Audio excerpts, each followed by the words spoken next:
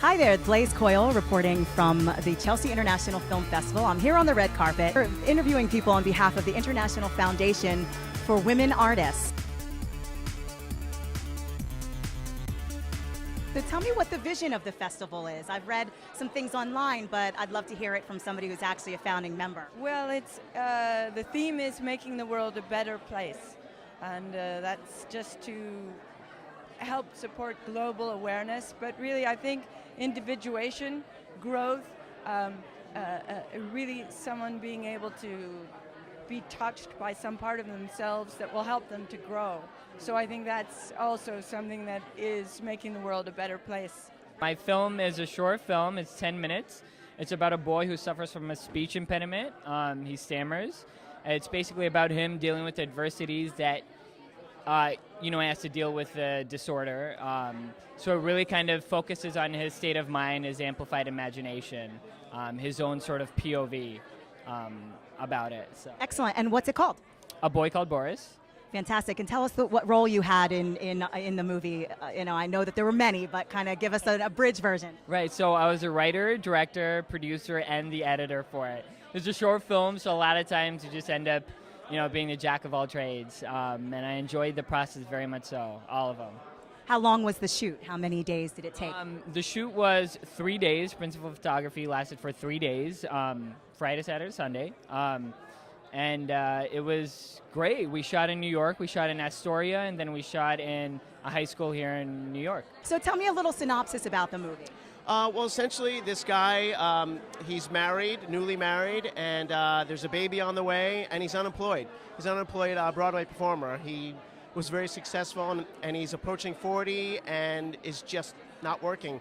So the parents gift him and his wife a car, an old 1993 Mercury Sable. It's a piece of crap. And he's stuck with the responsibility of parking the car because his wife is working. So essentially, he's not used to it. He doesn't know what the game is, so he just constantly is getting tickets. He's too late, he's getting in fights with people, so he eventually has to figure out a way to not get parking tickets. And he meets a character named Kevin Wee, who's a car parker aficionado, who basically gives him some tips on how to beat the system. Now, I would love to know how much of this story, since you wrote it too, how much was based on fact? None at all. No. It originally started when I eventually figured out that one of the best things to do is sit in your car and not move it unless you have to. I started to go, well, what the hell should I do with my time? And I write, so I was like, let me write about this.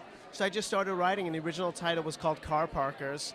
And that was kind of launching off point, and then eventually became Tycho Parks the Car, and it's very funny. I'm very proud of it, and I have a couple of great actors here with me tonight. That Emily Dupree, who plays my wife, and David Shee, who plays the guru, Kevin.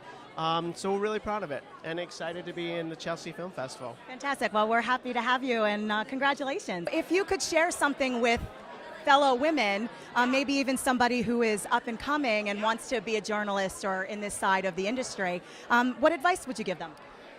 Be yourself. It's so cliche, but it took me a long time to realize that I just had to be myself in front of the camera, and don't compare yourself to other people, because all that you can offer is you, and that's completely unique from what everyone else in the room can offer. So if they're not looking for you, then they're looking for someone else. But don't ever compromise who you are, because in the end, it's going to make you better at your job. My character is the red-haired lady, and I don't speak in the film, but I'm a very important part of the film. It's a man's story of a bout with schizophrenia, and he has a schizophrenic break, and he sees things. But this particular instance seems to be a little different, and what he sees is me, but there's a backstory behind that, and that's what the film kind of explores. What's real, what's not, what's mental illness, and what's clairvoyance. So that's amazing. So if you could offer up a piece of advice to somebody maybe just starting out, if another female in the arts, what piece of advice would you give? Oh gosh, so much now. I'm working on a feature, so I have like tons of advice, but surrounding yourself with people who have the same level of quality and aesthetic, building a team that you trust, who, if you want to be in front of the camera and behind, I had to have people I trusted, and just continuing to do it. I had a lot of people tell me, you're just an actress, and I said, no, I'm not. And now I'm here, and I directed a film, and I'm going to keep doing it, and I'm going to keep producing, so just don't let anybody tell you not to do it. I think that's amazing advice and something that we should all live by. So thank you so much. It was lovely meeting you. Good luck and congratulations. Okay, well, that is a wrap. We had so much fun here at the Chelsea Film Festival, and on behalf of the International Foundation for Women Artists, I'm Blaise Coyle.